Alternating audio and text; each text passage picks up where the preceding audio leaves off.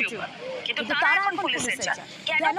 কারণ তাদের বিরুদ্ধে ধর্ষণের অভিযোগ। ঘটনাটি ঘটেছে হারোয়ায়। ব্ল্যাকমেল করে এক নবম শ্রেণীর ছাত্রীকে ধর্ষণের অভিযোগে জালে পুলিশের বাবা ছেলে।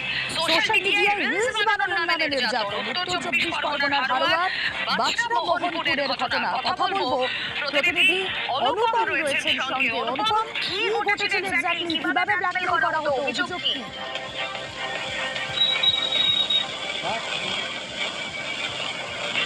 দেখো, এই যে হারোয়া থানার বাচ্চা মোহনপুর এলাকা, এখানে অরবিন্দ মন্ডল নামে এবং অরবিন্দ মন্ডল এবং তার ছেলে এখানকার নাম করা ইউটিউবার, এবং সে তারই এলাকার একজন নবম শ্রেণীর ছাত্রী নাবালিকা, তাকে নাচের রিলস বানিয়ে ভাইরাল করার প্রলোভন দেখিয়ে তার অশ্লীল ছবি তোলে এবং সেই অশ্লীল ছবি ভাইরাল করার ভয় দেখিয়ে অরবিন্দ মন্ডল তাকে ধর্ষণ করে।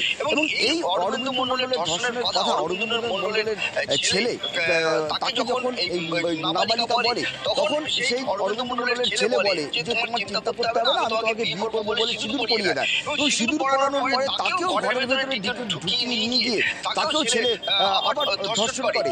এই বাবা এবং ছেলে দুজনে মিলে কিন্তু ধর্ষণ করে। এরপরে মেয়েটি কান্নাকাটি করতে থাকে, গভীর রাত হয়ে যায় এবং ওই মেয়েটি পরিবারের লোকজন যখন তাকে খুঁজে না পায়, তখন এই অরবিন্দ মন্ডলের বাড়িতে গিয়ে সেই মেয়েটিকে উদ্ধার করে এবং কান্না অবস্থায় এবং অসুস্থ অবস্থায়। তখন পুরো ঘটনা নাবালিকার কাছে শুনে হারোয়া থানায় অভিযোগ দায়ের করে এবং এই অভিযোগের ভিত্তিতে অরবিন্দ মন্ডল এবং তার ছেলেকে পুলিশ গ্রেপ্তার করেছে এবং আজকে অরবিন্দ মন্ডলকে 5 দিনের পুলিশ হেফাজতে বসিরহাট মহকুমা আদালতে পাঠাচ্ছে এবং অরবিন্দ মন্ডলের ছেলেকে জুবিনাইল কোর্টে আজকে তোলা হয়েছে।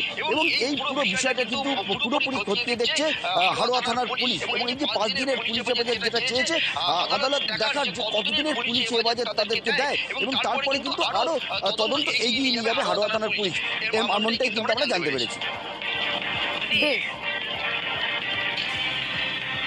নাচ শেখার জন্য নিয়ে যাই, বাড়িতে একা পেয়ে সায়নের বাবা ভিডিও তৈরি করার নাম করে ধর্ষণ করে। সায়ন বলে যে আমি, তুমি চিন্তা করো না, এইসব ভিডিও বানাতে গেলে এই ধরনের কিছু কন্টেন্ট তৈরি করতে হয়। ও বলে যে আমি তোমাকে বিয়ে করবো বলে নাবালিকাকে সিঁদুর পরিয়ে দেয় এবং বলে তুমি আজ থেকে আমার স্ত্রী বলে ওকেও ধর্ষণ করে। ওকে আনতে গেলে ওরা বাধা দেয় আসামিরা এবং এর মধ্যে দুজন গ্রেপ্তার হয়েছে, বাবা এবং ছেলে, বাকি দুজন